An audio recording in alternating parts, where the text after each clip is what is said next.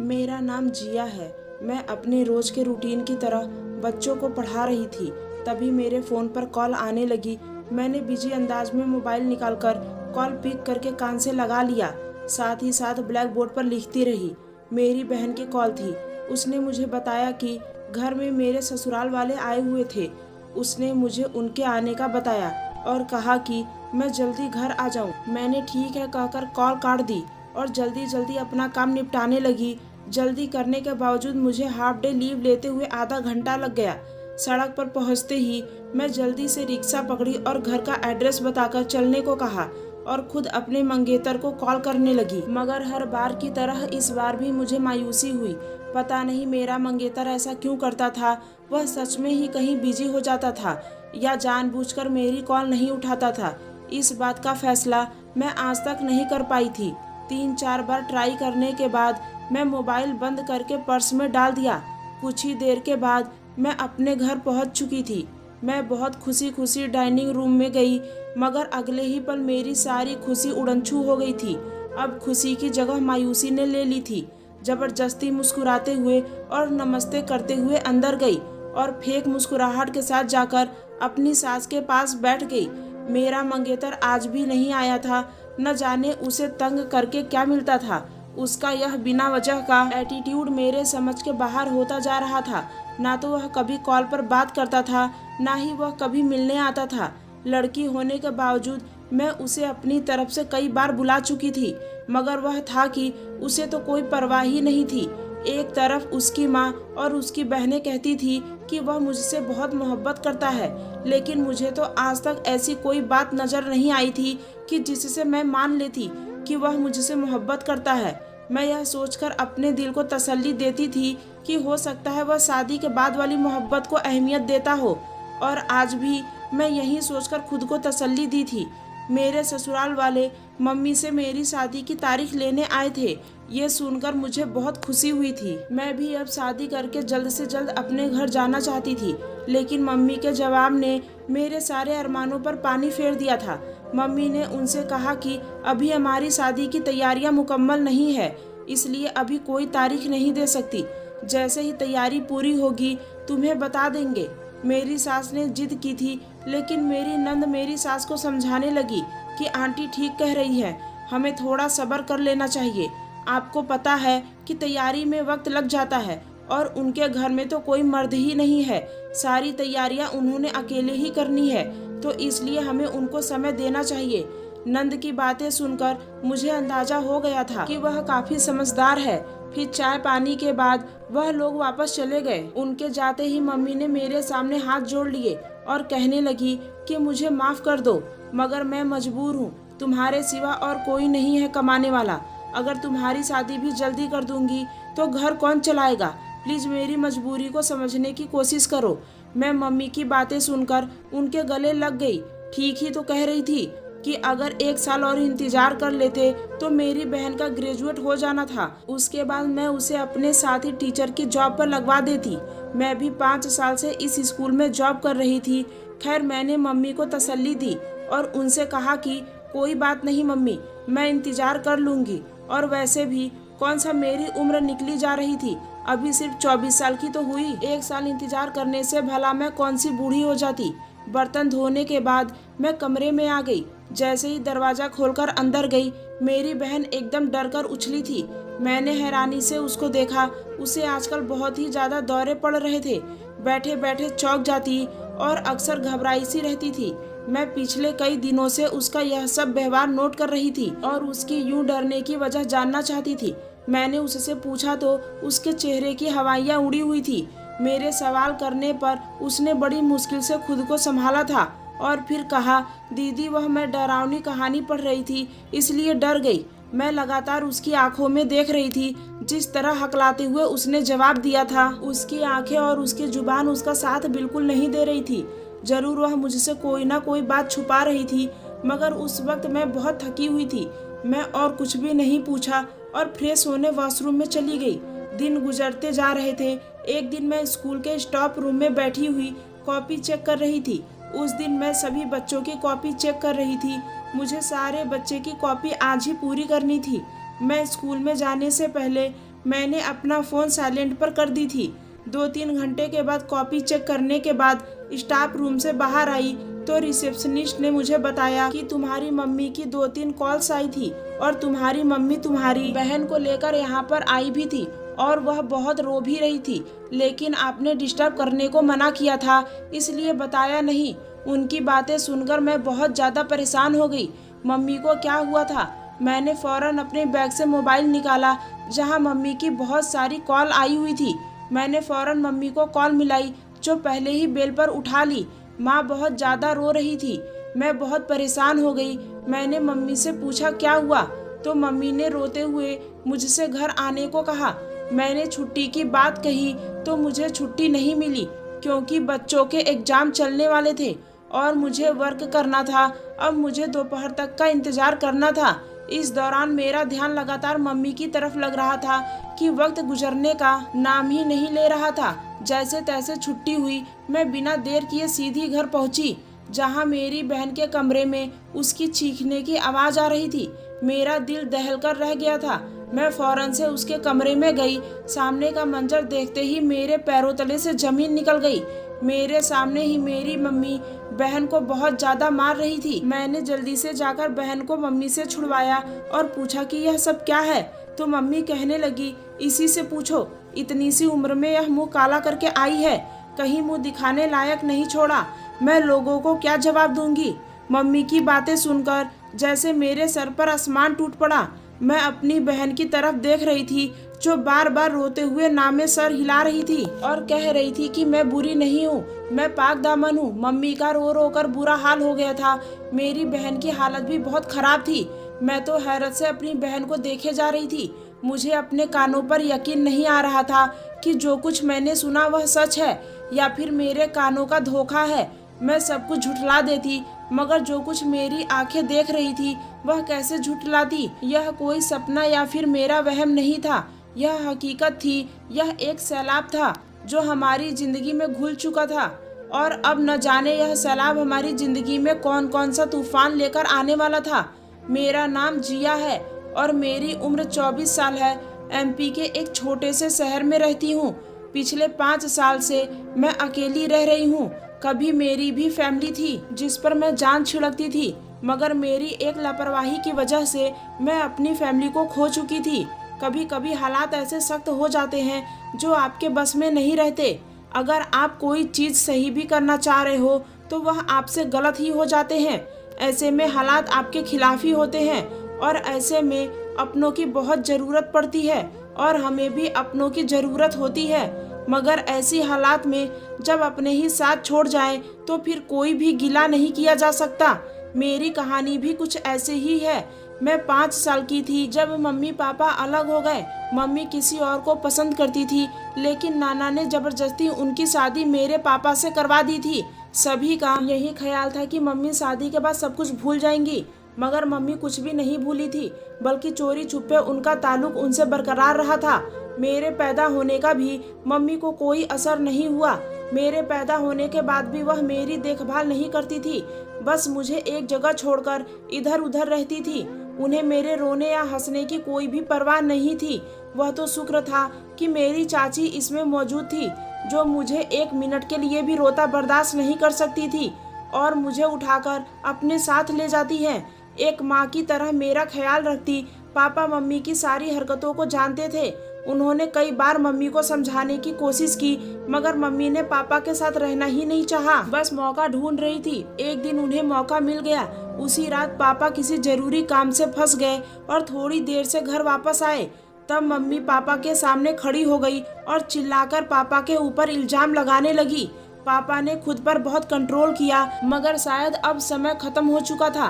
पापा की सारी बर्दाश्त अब जवाब दे गई थी। तभी पापा ने खड़े खड़े अब मम्मी को तलाक दे दी थी। मम्मी तो जैसे पहले से ही तैयार खड़ी थी। उन्होंने अपना सामान पैक किया, उठाया और एकदम घर से चली गई।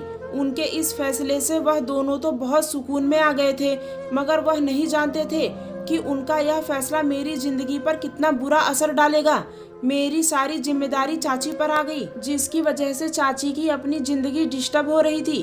3 साल के बाद पापा ने एक तलाकशुदा औरतों से दूसरी शादी कर ली, जिसके पति ने शादी के 5 महीने बाद ही उसे तलाक दे दी थी। शुरू में उनके पास जाने से मुझे बहुत डर लगता था, क्योंकि मैंने स्कूल में जो स्टेप मदर के बारे में जो कुछ सुना था वह सब कुछ अच्छा नहीं था।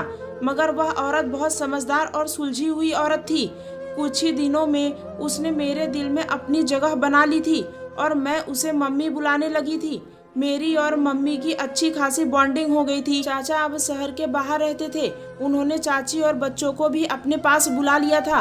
अब घर में सिर्फ मैं, मम्मी और पापा रहते थे। अगले साल ही मेरी छोटी बहन हुई थी। उसके आने से जैसे हमारी जिंदगी पूरी सी हो गई थी। सब कुछ हंसी खुशी गुजर रहा था। एक दिन हमारी जिंदगी में तूफान आया जो हमारा सब कुछ बहाकर ले गया। उस वक्त मेरी छोटी बहन सिर्फ 2 साल की थी और मैं 10 साल की थी। जब पापा को हार्ट अटैक हो गया, पापा मौके पर ही मर गए थे और हमारी जिंदगी को वीरान कर गए थे। सभी मेरी मम्मी को मनहूस और बुरे काम वाली कह रहे थे, जो पहले अपनी एक शादी ना निभा सकी और अब दूसरी शादी में अपने पति को ही खा गई। अब लोगों ने जीना मुश्किल कर दिया था। ऊपर से चाचा से भी कोई बातचीत नहीं हो रही थी। आखिर मजबूरन मम्मी को वह घर बेचना पड़ा और हम लोग वहाँ से एक गांव चले गए। घर के पैसों से मम्मी ने छोटा सा मकान खरीद लिया था और बाकी के पैसे अकाउंट में सेविंग के तौर पे डलवा दिए गए थे।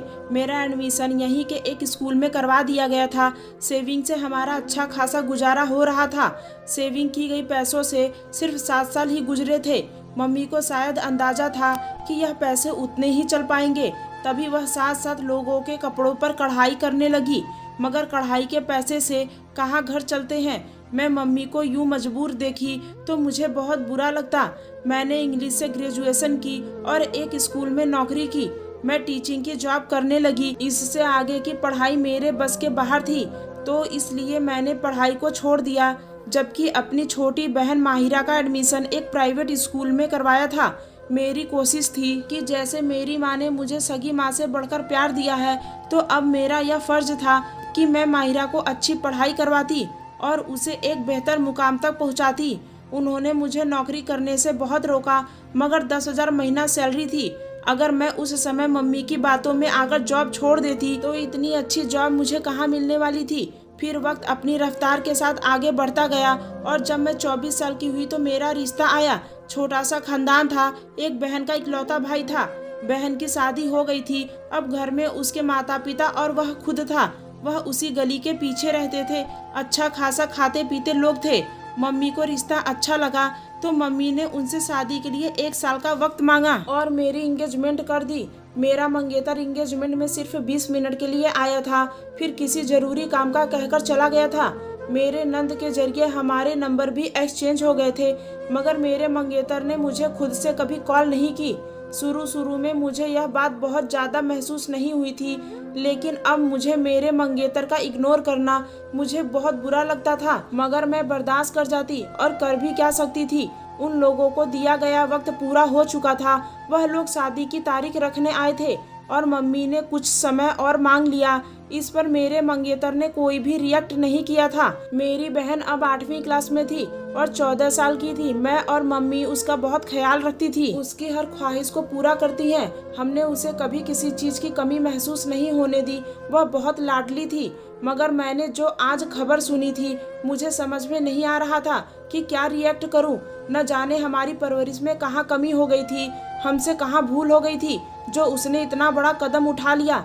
मम्मी ने मुझ पर जो धमाका किया था, बहुत देर तक मैं अपने होश में नहीं रही। मम्मी ने कहा कि जब माहिरा स्कूल से वापस आई तो उसकी तबीयत बहुत खराब थी, उसे चक्कर आ रहे थे, साथ में उसके पेट में भी दर्द था। तभी मम्मी ने मुझे कॉल की, लेकिन मैंने कॉल नहीं उठाया था, तो मम्मी उसे लेकर अस्पताल आ गई। उसकी हालत देखकर डॉक्टर को कुछ शक हुआ तो उसने कुछ टेस्ट किया। टेस्ट की रिपोर्ट पॉजिटिव निकली तो डॉक्टर का शक सच में बदल गया। उसकी रिपोर्ट चीखकर मेरी 14 साल की बहन माँ बनने की खबर सुना रही थी। मैंने बहुत मुश्किल से खुद पर कंट्रोल किया और अपनी बहन की तरफ गई ताकि उससे पूछ सकूं उसने यह हरकत क्यों की। उसने अपने किरदार पर इतना बड़ा दाग लगवा लिया और अभी मेरा सवाल मुंह में ही था जब वह अपनी जगह से एक झटके में उठी और रोते हुए कहने लगी कि मैं बेकसूर हूँ, मैं पाक दामन हूँ। यह कहते ही वह भाग गई और दूसरे कमरे में चली गई। उसने कमरे को अंदर से बंद कर दिया। मैंने मम्मी को उठाया और उनको कमरे में ले गई। मम्मी किसी भी तरह से संभलने में नहीं आ रही थी। सदमा बहुत ही बड़ा था। मम्मी के सोचने समझने की शक्ति खत्म हो गई थी, मगर मुझे आराम से समझदारी से काम लेना था और इस परेशानी से निकलने के लिए कोई ना कोई हल निकालना था। मैंने कई बार जाकर अपनी बहन के कमरे का दरवाजा खटखटाया, मगर उसने दरवाजा नहीं खोला। मैं उससे पूछना चाहती थी कि उसके साथ किसने जुल्म किया या फिर वह खुद ही, लेकिन एक इतनी छोटी सी बच्ची ऐसा कैसे कर सकती है, यह मेरी समझ से बाहर था। थक हार कर मैं अपने कमरे में आ गई। अगली सुबह मेरे उठने से पहले ही वह स्कूल जा चुकी थी। मैं भी मम्मी को रिलैक्स रहने को बोला और स्कूल चली गई। पूरा दिन मेरा दिमाग खराब रहा। बदनामी का डर सर चढ़कर बोल रहा था। मैंने अपने एक कलीग को मसला बताया तो उसने मुझसे कहा कि अभी शुरुआत है, तुम अपनी बहन का अबॉर्शन करवा दो। मैं घर जाकर मम्मी से और बहन से बात की, मगर मेरी बहन एकदम अड़ गई।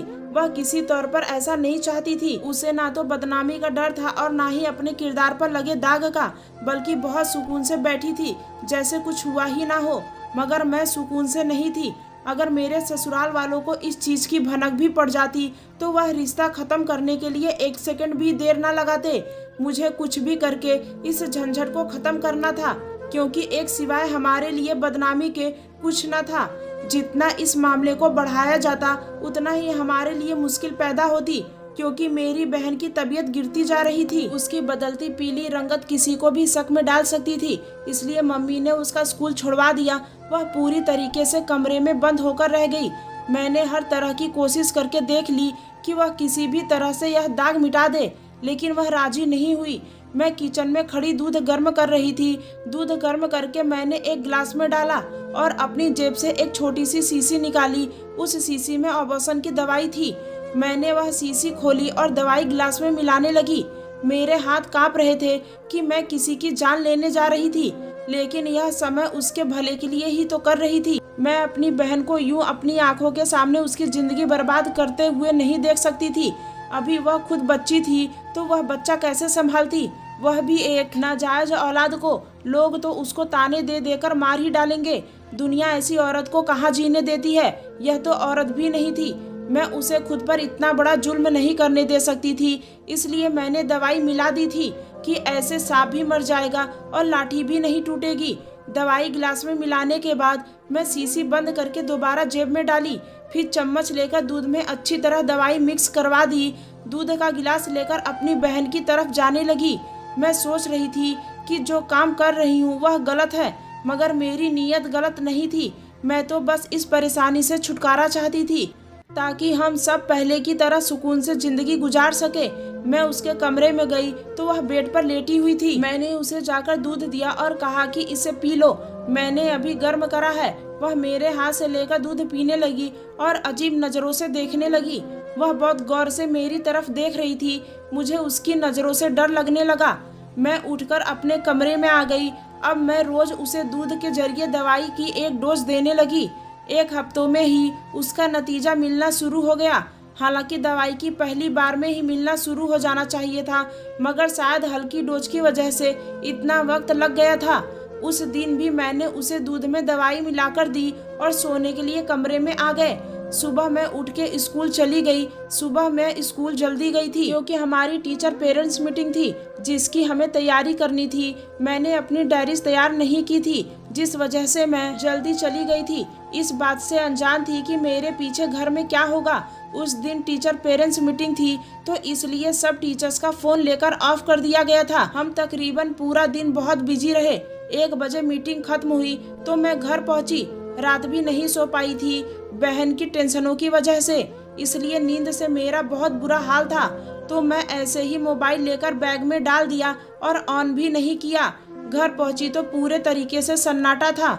मुझे एकदम से परेशानी हुई। उस वक्त तो मम्मी और मेरी छोटी बहन थी और उनकी आवाज बाहर तक आ रही होती थी। मेरी सिस्क बार बार किसी अनहोनी का पता दे रही थी।